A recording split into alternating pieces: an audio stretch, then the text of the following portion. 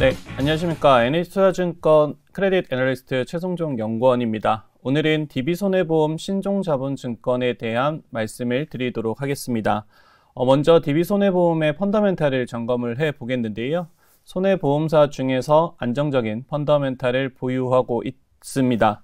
DB손해보험 같은 경우에는 2025년 상반기 기준으로 국내 손해보험사 중에서 삼성화재에 이어서 2위 시장 지위를 가진 대형 손해보험사입니다. 우수한 브랜드 이미지, 다각화된 보험 포트폴리오 구성, 균형 있는 영업 채널을 통해서 안정적으로 영업을 하고 있는 상황입니다. DB손해보험 같은 경우에는 우수한 수익성과 적극적인 자산 운영을 토대로 우수한 수익 구조를 보유하고 있습니다. 보험계약의 장래 미실현 이익에 해당하는 보험계약 마진 같은 경우에는 25년 6월 말 기준으로 약 13.2조 원 수준이고요. 연간 1.2조 원 이상이 상각되면서 이익으로 실현이 되고 있습니다. 이와 함께 적극적인 자산 운용을 통해서 경쟁사 대비해서 우수한 ROA를 유지하고 있습니다. 두 번째로 말씀드릴 부분은 200%를 상회하는 지급여력 비율입니다. DB손해보험 같은 경우에는 잉여금 누적 그리고 자본성 증권 발행을 통해서 우수한 자본 적정성을 유지를 하고 있는데요.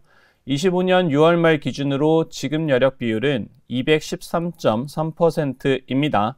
보험업 감독 규정 의무 규정이 100%, 감독당국의 권고 수준인 130%에 비해서 높은 수준을 유지하고 있습니다. 향후에도 우수한 이익 창출력 등을 바탕으로 해서 높은 수준의 자본 적정성 유지할 것으로 판단하고 있습니다. DB손해보험의 부채 및 자본 구조를 보면 25년 6월 말 기준으로 후순위 사채의 비중은 2.6%로 경쟁회사 대비해서는 낮은 수준을 기록을 하고 있습니다. 이번 신종자본증권 발행을 통해서 자본성 증권 비중이 소폭 증가하겠지만 절대적인 레벨은 낮기 때문에 DB손해보험의 조달 구조 역시 질적으로 우수한 것으로 판단됩니다. 다음으로 말씀드릴 부분은 신용등급 AA 안정적 대비해서 상대적으로 높은 금리를 제공한다라는 점입니다. 이번에 발행되는 신종자본증권은 30년 만기로 발행이 되는 점이 기존 신종자본증권과 동일합니다. 다만 이제 과거 보험사들이 발행을 했던 신종자본증권이랑 비교를 해봤을 때 스텝업 조항이 없는 점이 좀 차이가 있고요. 여기에 배당 가능 이익 내에서 이자 지급을 해야 되기 때문에 신용등급은 보험금 지급 능력평가 AAA 등급 대비해서 두 노치 낮은 AA 등급을 부여받고 있습니다. 왼쪽표에서 보시는 것처럼 2055년이 만기지만 5년 후인 2030년에 DB손해보험의 선택으로 중도 상환을 할 수 있습니다. 앞서 언급했던 바와 같이 우수한 이익 창출력과 지급 여력 비율 수준을 감안한다라고 하면 이자 지급의 안정성은 높은 것으로 판단되고요.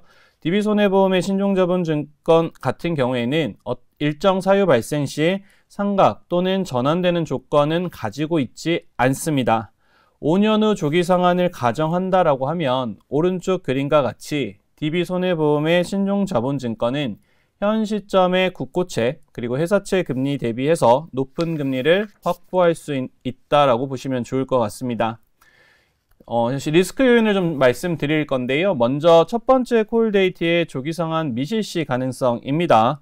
5년 후 조기 상환이 이루어지지 않을 수 있다는 점이 첫 번째 리스크 요인인데 발행 후 5년 후 발행회사가 조기 상환이 가능하지만 이는 의무가 아닌 발행회사의 선택이라는 점입니다.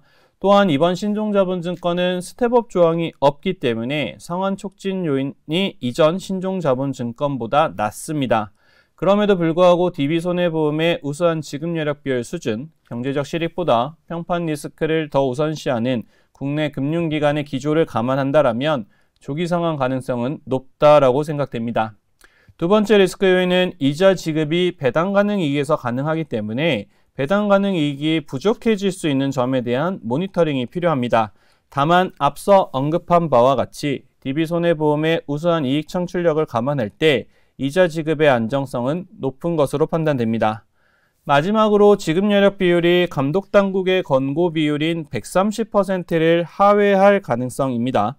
시장금리 하락, 보험부채 할인율 규제 강화 등으로 인해서 업권 전반적으로 지급여력 비율 하락 부담이 존재하고 있습니다. 다만 DB손해보험은 이익잉여금 누적, 자본성 증권 발행 등을 통해서 우수한 자본 비율을 유지할 수 있을 것으로 판단되고요. 현재 200%를 상회하고 있는 점을 감안할 때 권고 비율인 130%를 하회할 가능성은 낮은 것으로 판단됩니다. 결국 DB손해보험의 신종자본증권 투자를 통해서 안정성과 수익성을 동시에 확보할 수 있는 전략으로 판단됩니다. 감사합니다.